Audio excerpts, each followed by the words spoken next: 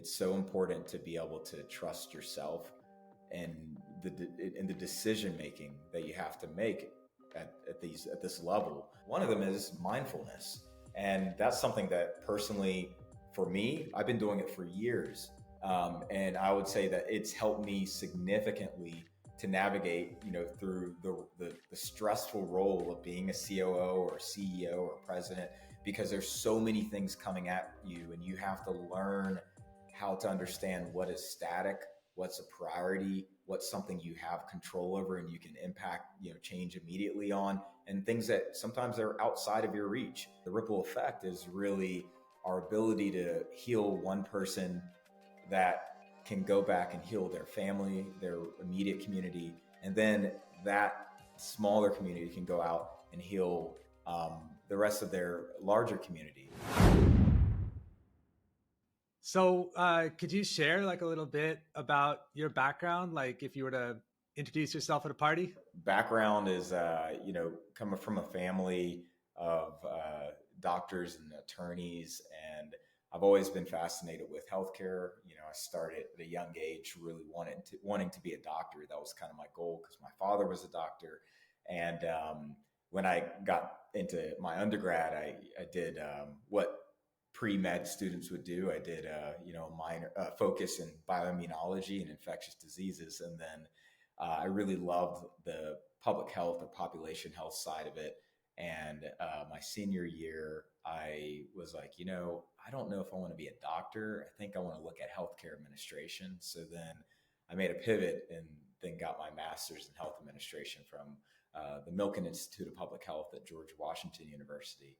And that just kind of made me really excited with looking at how we can create teams, organizations that provide care and look for outcomes that can, help our community. And then that's kind of what I've been doing ever since, starting to work. To someone outside of that industry, when you say you were interested in admin instead of being a doctor, sounds to me like I'd rather work in the pit than be a race car driver. Could you explain why you would change your desire there? Yeah, there was a medical doctor that I worked with because I worked in the ER, and he was the medical director for the ER Baptist in North Central Baptist in San Antonio. And I spoke to him about my aspirations and really what I wanted to do. And, he educated me about how complex healthcare is today. And I was a little naive at the time.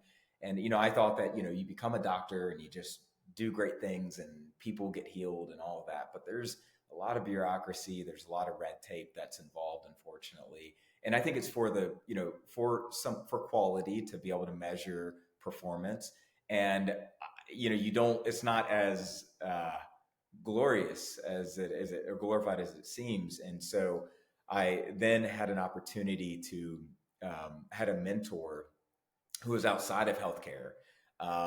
And I was able to talk with him, and he was like, what you should do is you should try to reach out to a healthcare administrator, CEO, and just interview them and see if you can talk to them, get to know the space and what they do as a job. And so I was very fortunate to meet with the CEO of Valley Baptist Medical Center in Harlingen, Texas.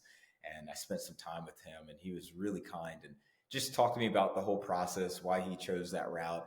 And I think at that moment, it really just clicked. And I was like, wow, this is really what I like. I love the idea of leadership and creating teams and just also how fast paced it is in administration, because you could have conversations about finance, move to quality outcomes, and then move to, your expenses on supplies and whatnot, or your staffing models. And I like that, it makes it really fun to look at how you can bring a team of multiple disciplines together and have them execute in concert, for a common goal. So that's kind of what happened. What was the moment that you decided you want to go into healthcare instead of, say, engineering or some other profession? As long as I can remember, I wanted to be in healthcare. And I believe it's just, my family has been really focused on, service industries, and my grandmother was a nurse. like I said, my father is a gastroenterologist, and we were always taught at a young age to give back, and in some way, and it was always about helping our neighbors, and in the sense of like, healthcare, you're able to hopefully heal them, educate them, help them improve their quality of life. And I was always fascinated with that. I remember when I was a kid, I would go into my dad's medical practice and clean up the rooms after each patient would leave. I would put out the bedspread and make sure the trash was taken out. And it was just something that I felt connected to. And I feel like, yeah, obviously in healthcare, servitude is so important. Being altruistic, and I think it aligned with my values. Is there a sense, even at an early age, that that'll be you someday? Yeah, like the patient will be me. Yeah, of course. And I also think about um, the ability to just understand other people's struggles, and understand how you can help to improve, like I said, their quality of life, their experience today. And also, like, if you can treat someone well and help their day to day or their life, that I hope someone would do that to me one day, down the road. I think that would be an ideal goal. You've been in leadership for a while. What is the difference, high level difference perhaps, between being COO and being president? Yeah, I mean, COO, during my tenure as a COO for an organization, that time was multi-state, was extremely challenging, because there's a lot of different rules and regulations that are state specific, accreditation and how it applies to the state rules, and then also dealing with a diverse group of individuals, like in different regions of the U.S. They have different views about things like medication assisted treatment, and so it was a lot more hands on, if you will. I spent a lot more time on the ground, really understanding our teams and understanding what does success look like, because it was different in every market, and understanding how do we communicate our policies and our goals and our mission, vision, value statements, to individuals that have different views or different upbringings. And I enjoyed that. I really do enjoy that. It was probably more fun than in the president role. You're a little bit more stationary. You're looking at a lot of data, and you're forecasting kind of a year from now or 2 years from now. What are the things that you want to do to try to position yourself to be successful and competitive with an ever-changing market? So COO was by far more in the weeds, and dealing more hands-on with things that are happening in the organization. I suppose this is true in many professions, but in your profession in particular, it seems like the goal should be to put yourself out of a job. Like if you're doing your Yes. job well, hopefully there's less and less patients, particularly in your current capacity of addiction recovery. However, what I see in headlines and stuff, it seems like the trend is going the opposite direction. What is it like on the ground? Yeah, I mean, I actually did an interview a year ago with a news company, and I said to them, I said, my goal I would love to be out of a job. I would love to say I'm going to go, work in a surgical company or something like that. But the reality is that as much as the substance related aspect of this illness is at the forefront, and we talk about things like opiate use disorder and fentanyl, and alcohol and benzos and people abusing those things. Really, what we don't focus on enough, and I think we're starting to see a change, is just the global amount of just mental health issues that are still present. So, we often find that if you treat just the substance alone, you'll address that acute occurrence of using. But if you're not dealing with maybe an underlying mental health issue of anxiety or depression or PTSD or trauma, whatever it is, then you're not going to see the long-term success. And I think in this industry, we've had we've gone a long time not focusing on the things that matter and measuring the things that matter. And again, this is my opinion. And that's why in our organization we really look at the mental health side of it, the underlying issues, the co-occurring issues, and try to address that and measure that as a as an appropriate measurement to see what is success. Because if you're really just taking them to detox and you're addressing that, the fact that they were coming through withdrawals for alcohol, but you're not addressing the fact that they had a very traumatic experience when they were younger, and that's what keeps them going. That's the leading cause of their personal recidivism rate. Then you're not doing a very good job at an individualized approach. Yes, I'm glad you said that. That was my opinion from my non-expert opinion, that it was you mentioned earlier medically assisted approach to treatment, and I was curious, like, how do you determine what the ratio is of perhaps like talking and just more relational type of approaching, or dealing with things in a non-medical way versus like we need to change the chemicals in this person's body. Yeah, I mean, I think the more obvious response to that would be, you have some people that have opiate use disorder and they've been in and out of treatment centers 12 times in 1 year. And so, as an organization, if we receive someone that has opiate use disorder and they've been to multiple treatment, experiences in a year, and in all, like in the maybe the 12 experiences prior to them coming to us, there was no introduction of MAT or medication assisted treatment. Like that to us looks like um, poor care delivery, right? Because number one, it's dangerous because they're at a higher risk of relapse and potential overdose and death, right? And that shows that maybe the previous providers were not doing uh, a really holistic approach of like what this person needs in order to become successful. And so you can look at the obvious situations of someone has been just relapse potential is high. They've relapsed multiple times in a given period of time, and that could be a sign to introduce MAT.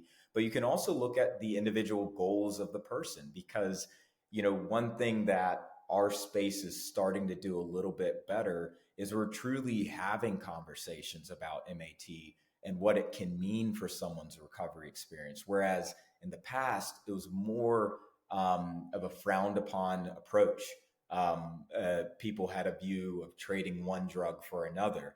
And I think that's a very ignorant approach to looking at healthcare delivery. And so it's our job as subject matter experts and providers to really look at the individual case, but more importantly, educate people about the resources that are out there that can help them in their journey to sobriety. So I think the industry is shifting. I know our organization has always been progressive, looking at evidence-based measures. And if anyone says they do evidence-based measures, but they don't want to bring in medication, then I would argue that they don't really understand what evidence-based is truly. I see. So it's kind of like a two front battle trying to address like an off ramp from a destructive path. Yeah, and I think, and I will also mention, you made a point about when do you decide about, whether to do talk therapy or behavioral interventions. It's really, we like to do it simultaneously. So even if someone is going the MAT route, we still want them to do therapy, because the MAT, in a sense, allows them to get to a position to be able to receive the talk therapy. Because if Right. they're having experiencing cravings or withdrawals or anything like that, you can't even begin to utilize some of the therapeutic techniques, which are great. There's many of them that can help them. So that's kind of how we look at it, as a two-pronged approach of talk therapy, behavioral support, as well as medication assisted treatment. So the human mind, the human brain, is kind of like a chemical factory in some ways. I understand it. Absolutely. Yeah. We have like DMT, like in our is it our pineal gland or like somewhere in our brain, and other chemicals as well, that some people take substances that are already in their body, they're just accentuating them or adding to them. Is part of the approach to treatment kind of jumpstarting the organic systems again? Or is it a case where sometimes they're just fried out and they can never return back to a normal state? Well, yeah, I think it's a little bit of both. There is, there's certainly experiences where people have that are they're just um, imbalanced, right? So you're trying to get the brain's chemistry or the body's chemistry to a point where it's balanced, and it's very similar to athletes. Like, right, if you want to perform as an athlete and you don't have the right electrolytes or everything balanced in your body, you're not going to have the best optimal approach to be successful. And then the second part of that comment that you made is related to maybe long-term use. If somebody has a chronic usage history, absolutely, you're depleting some chemistry that's naturally occurring in your brain, and it takes time to get it back. And sometimes it may not come back to the levels that are necessary for them to be successful. So that's where it is important to do full assessments of like where their levels are, and ultimately introduce medication when it's appropriate to make sure that they have that regulation, to not lead them to maybe utilize an illicit drug to try to address that insufficiency in regards to their levels. There have been many cases I've heard about with ayahuasca and iboga, like hallucinogenic or psychotropic Mm-hmm. substances used by shamans for centuries, I assume, in South America and Western Africa. Are you familiar with iboga at all? I'm not. I'm not. I know there's a lot of new things that are entering into the space, and but we're like our organization, and personally, I'm not familiar with all of them. And I think there's more studies that are necessary to kind of see if it would be appropriate. But to your point, yes, there have been a lot of I guess medicinal approaches that have been utilized for quite some time that and there's been some studies lately that there's some progress or success with certain conditions or treating certain conditions. And I think the way that I approach it is, if we can prevent people from overdosing and dying, and we're able to get them back to being stable individuals, contributing to their community and holding a job and being good parents, family members, etc., I think it's worth a conversation, or at least exploring what that means for them. Okay, yeah, I was curious what your thoughts were on like psychotropics as an approach. I think that um, there's a prescription drug called ibogaine, which basically takes many of the Mm-hmm. chemicals from iboga, the natural root, but then takes like maybe one or two out. I'm not sure why, but yeah, it seems like with like ketamine therapy and some other like new drugs coming on the market, it seems like they're trying new approaches to treating these sorts of issues. They certainly are, and I mean I understand that approach. Just speaking personally, because when we have a situation where 100+ people are dying every single day, the equivalency of an aircraft going down every single day, that to me seems like a crisis. It would be definitely a crisis for the FAA if that were the case. And so we're seeing that with addiction and overdose deaths. And so I think we're at a point where we don't have the luxury to be sticklers to like historical trends or what we've done in the past or what we've always done. We really have to be innovative to look at solutions that keep people alive and allow them to get their life back. That's a stark analogy, like an airliner going down every day. Are those U.S. numbers, North American numbers? Yeah, those are the U.S. numbers in the hundred thousands of deaths, 100,000 deaths that we've had, and it's worsened during over the pandemic period. And yeah, it to me, those numbers are worthwhile to say that this is a crisis, and it brings it's the reason why this is important, the work that we do, because we know that that is occurring. But it's further, an alarming issue or trend is that a lot of people aren't seeking out help. This is a very isolated illness in the sense that people will present in a way where they're fine and they'll say the right words when they're with you, but internally they're really suffering. And so that's why we have to, in America at least, really just continue to expand on the conversation about mental health and just make it normalized to reach out for help because it certainly is a crisis. Yes, I think community is important. That's how we've lived for millennia. And the last few decades, it seems like we've become a little bit more atomized and a bit more maybe chameleon-like, trying to fit into our adopted tribe, but sometimes feeling rootless. And so it's a matter, I think, of developing a new community that can hold each other accountable, recognize deviations from a baseline, etc. You've created some community in your organization, being president, I'm sure. Could you talk about your approach? Yeah, I mean, really, what it comes down to, our organization is the name is Ripple Ranch for our inpatient facility, and our outpatient facility is Continuum Outpatient Center.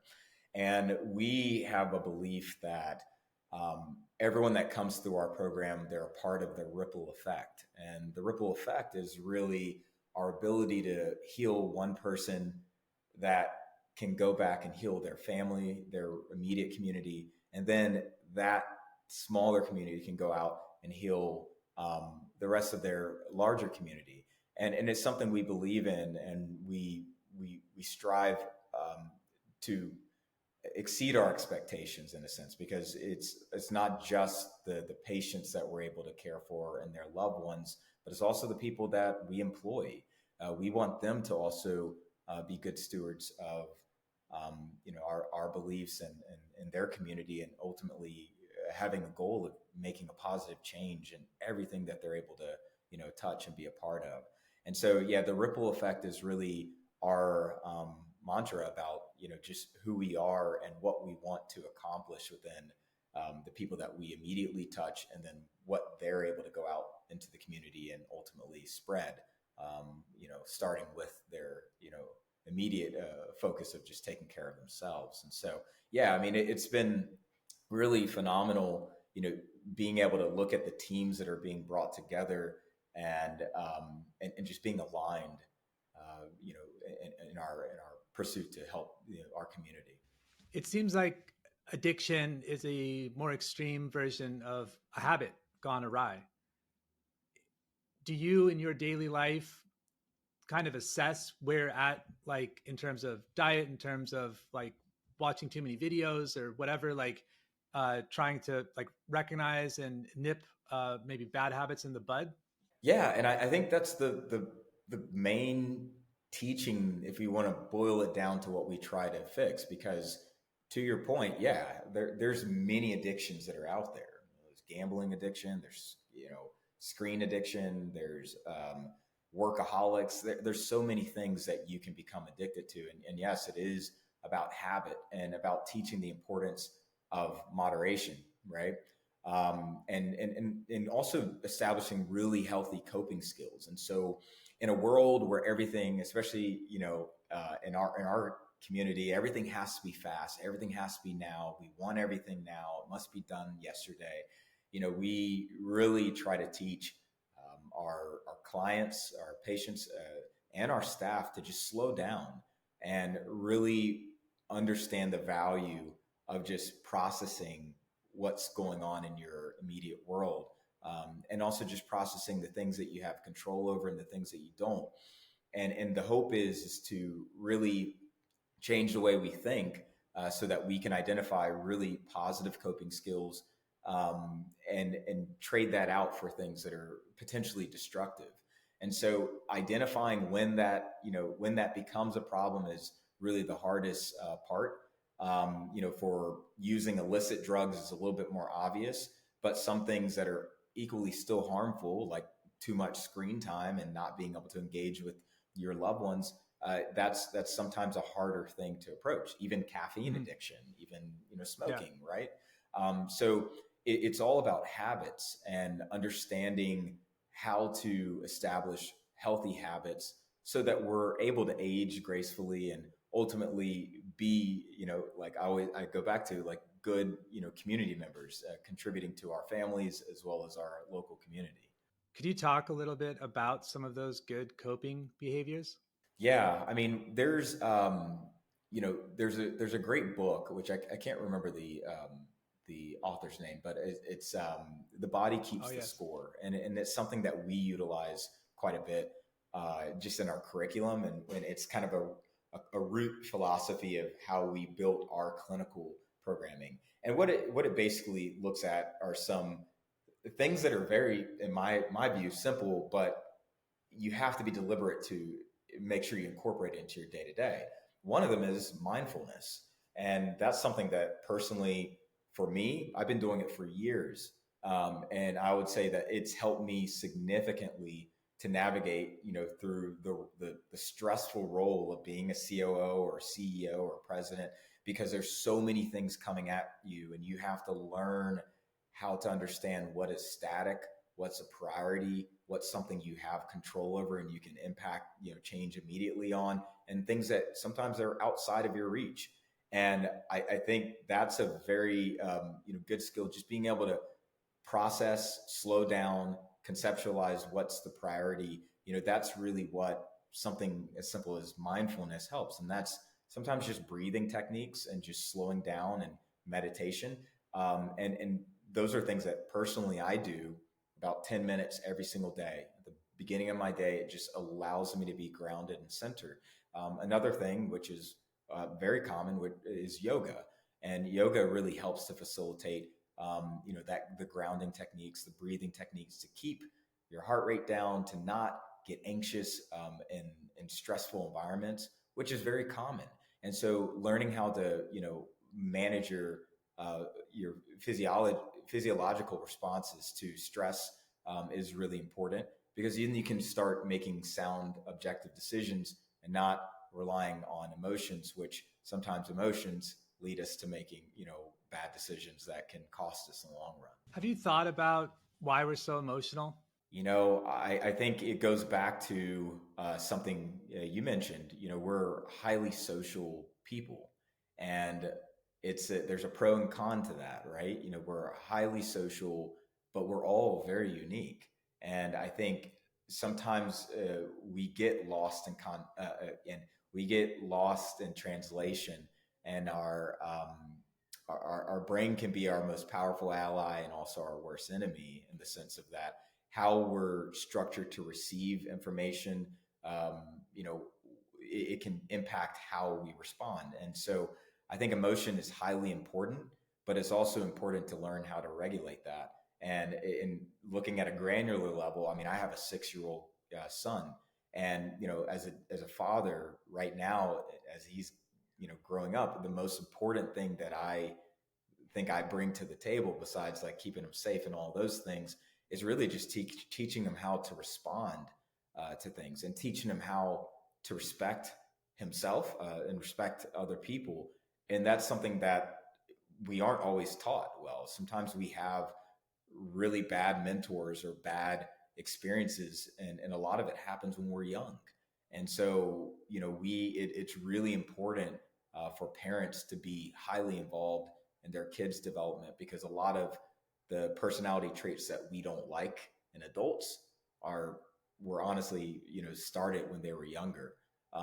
And that's why it's so important for us to be focused on our youth and focused on the upbringing of our younger population, so that we can continue to improve, as a civilization, for sure. That seems like an oversight with our current design of society, because in the tribe, there'd be more checks and balances if mom or dad got sick or had to do something else. And there was a collective motivation towards strengthening the tribe. And rather than being paid, let's say, minimum wage an hour to look after someone for a couple hours, and then next year it's someone else, et cetera, like a daycare center, for example, or a babysitter or something Hmm. like that, So yeah, I definitely agree. More focus should be uh, placed on the youth and making our foundation strong. Absolutely. I think there needs to be more accountability within the immediate tribe and within our communities. To really just focus on our youth because they are our future. And it's hard sometimes because you can have adults that went through very traumatic upbringings and went through a lot in their life, and they have to be sometimes the most important break, in a sense, to just break that trend of passing down generational Mm. trauma. And it's not easy. So it's not by no means a very easy thing, but I think that's what we have to focus on improving to help our community. I see us as kind of individuals and a group organism. And I've found a lot of help in the kindness of strangers. And I think I would just say, to champion that and to continue that as much as we're able. I think that really helps people in adulthood as well as childhood, no doubt. But with the neuroplasticity of the mind and stuff, I think you can recover Yeah. at any stage, and obviously you're doing that. What are some lessons that you've learned in your role as president? Yeah. I mean, I would say the title is important. Um, but I think I always try to let people know, because I try to do mentoring when I can to, I try to help and give back whenever I can and help other, leaders, managers, directors that are hoping to become one day a president or CEO. And is that they have to build personal trust and confidence. It's so important to be able to trust yourself and the decision making that you have to make at this level.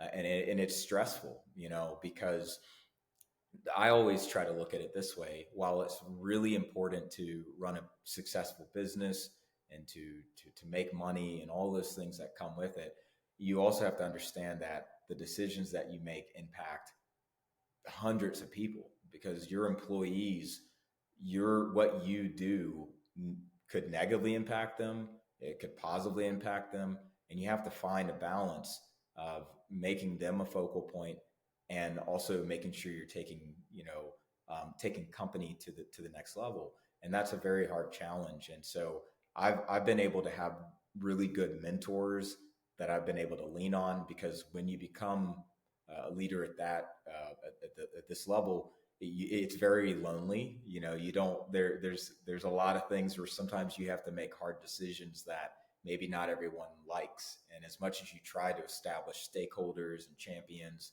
within your organization, to really move the change along, at the end of the day, sometimes you have to make unpopular decisions. And I think that's a really hard thing when we are always, as humans, we always seek out, like, we want people to accept us and be satisfied with what we do or what we say. And in leadership roles, you don't always get that. And you also don't always get accolades, so you have to, like I said, be very confident in you, and you have to be able to trust your decision making, and that you're, you know, making a sound judgment. And that's probably the hardest thing. I mean, all the other technical aspects and like understanding financials and pro formas, I mean, those are all things you learn in school. But when you have to apply it and also understand the level of emotional intelligence that you have to have for your staff and your employee and the patients that come in and the service workers that, the contractors you work with, that it gets really challenging. But it is rewarding when you're able to, bring all those pieces together, execute, be successful, and ultimately give people a really good livelihood. That's a, really powerful thing when you're able to see that come to fruition. Do you have much data on what the state of addiction recovery is like in other countries? I'm curious how America stacks up because the numbers seem to be pretty high. Do you think there's some cultural component to that? Do you think it's a matter of transparency and data collection? I'm curious, like I guess a two-part question. Apologies for that, but like, is the US an outlier in terms of addiction recovery? And if so, what do you think some contributing factors are? Um, without looking, knowing like specific other countries, record keeping of, how they're performing for mental health issues or substance use. I mean, that'd be challenging. But what I can say is that I do think the U.S. is an outlier in the severity of illness related to substance use disorder and other co-occurring mental health issues. And then I think it has to do with the fact that, you know, culturally, we're designed to treat issues that we can see very well. I think we do that very well as a healthcare system. We're really good at developing a lot of groundbreaking techniques to address the more formal medical side of healthcare, and that's more of like surgeries and whatnot, and I think we do a really good job there. But what we don't do, or what we have opportunities for in our country, is really looking at the unseen illness. Chronic illnesses we don't do very well. You look at even something just to move away from addiction, you look at things like type 2 diabetes and how prevalent that is in our population, and morbid obesity and things like that, that all take time to create, and honestly cost a lot of dollars on our healthcare system, but we don't do a very good job at addressing and treating those things. The same is with addiction and substance use disorder.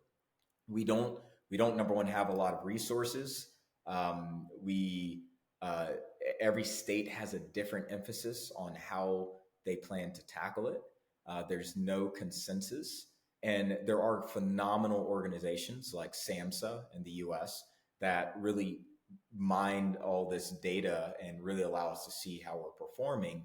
But the problem is in every state, the resources are different and more limited in others, when in comparison. So I would say that, number one, our focus on unseen illness, like mental health disorders or substance use disorder, we don't do a really good job. There's a lot of opportunity there.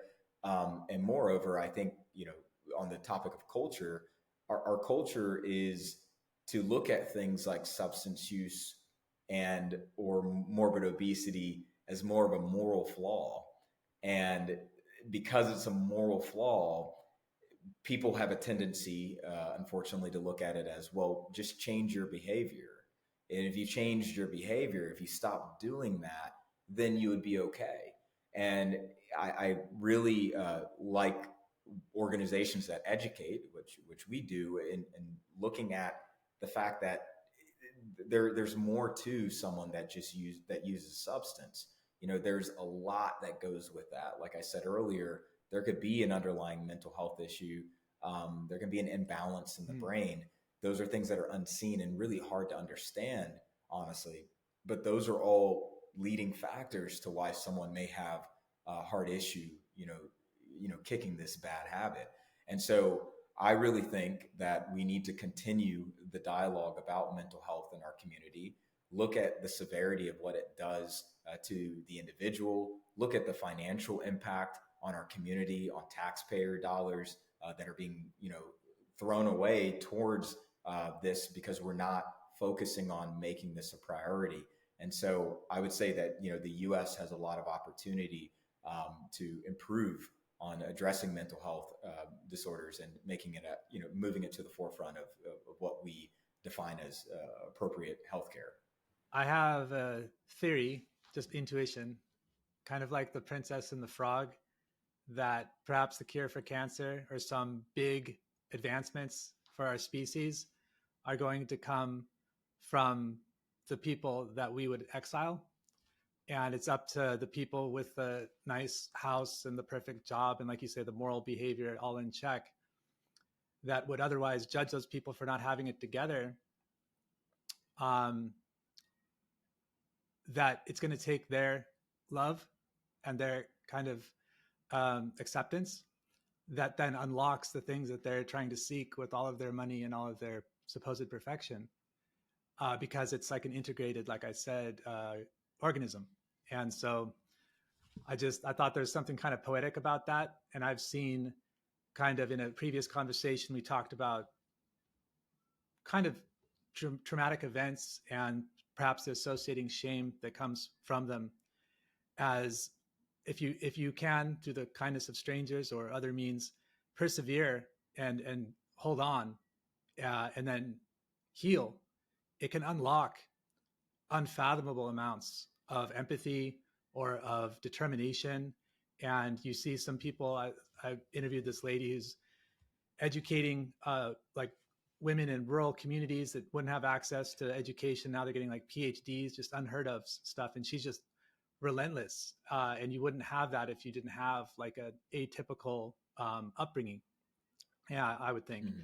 And what are your thoughts on that kind of dynamic between who we might think doesn't have it together, and it's really us that doesn't have it together for helping them? Yeah, I think you're spot on, actually. And I think a good comparison is, I get the opportunity every now and then. We have events in the community with our alumni, and I get to see the alumni that um, have gone through our program. They went through our inpatient, went through our outpatient center, and they've really just taken their life back, and they're just like they're doing great things. And more often than not, they're the ones that are doing just incredible things within their community. Because the people that are struggling, they're brilliant people. They're brilliant people that need that support. And so us as an organization, giving them the empathy or having the empathy to really help them get back on their feet and really allow them to attain their compass, they're they're more likely to have a level or spark of altruism within them that is really unseen, and I've seen them give back way more, far more than someone that maybe hasn't experienced substance use issues or hasn't gone through those things. And so yeah, I agree that it truly is, for lack of a better word, the underdog that is able to go through the fire and be reborn. That is truly the one that's the change maker. And I see that in our alumni all the time. And it's just really incredible to, see them. And honestly, it's a reminder to me every day of like why we do this, because to be able to see a mother or a father get their kids back, get a job, start to, get back to their community, that's why we do it. At a more um, high level view of why we do it is because we want our communities to be healthy, more successful. We want to create, contributing taxpayer dollars that these people, unfortunately, when they're struggling with these issues, are not, providing to their community. And so, I think, we really have to support the individuals that have gone through these stressful environments and utilize their passion to just give back and to share their story to really make our world much just much better, in my opinion. Well said. Is there anything we didn't touch on that you'd like to highlight? No, I mean, I really like this conversation. It's good. I mean, and it's, it's a complex issue. Substance use disorder is challenging, and there are oftentimes very dark, reminders about how important these services are, and I really hope that people just have a curious mind when they think about substance use or people that are struggling with that. And I really encourage anyone who listens to this to understand that there's more depth to everyone's story. And if you just look at someone and you want to identify them as an addict, and that's who you really want to, identify them as, you have to also understand that they're also a son or a daughter, and a community member, a friend, and someone that cares about their life, and they want to, have an opportunity just like us, that are healthy. And we have to, be, more empathetic and just make an opportunity for them and try to give back as much as we can. Is there anywhere you'd like to direct people, a URL or a handle? Yeah, one of the things that we do in our organization, like if anyone wants any information about the work that we do, they can go to www.rippleranch.com.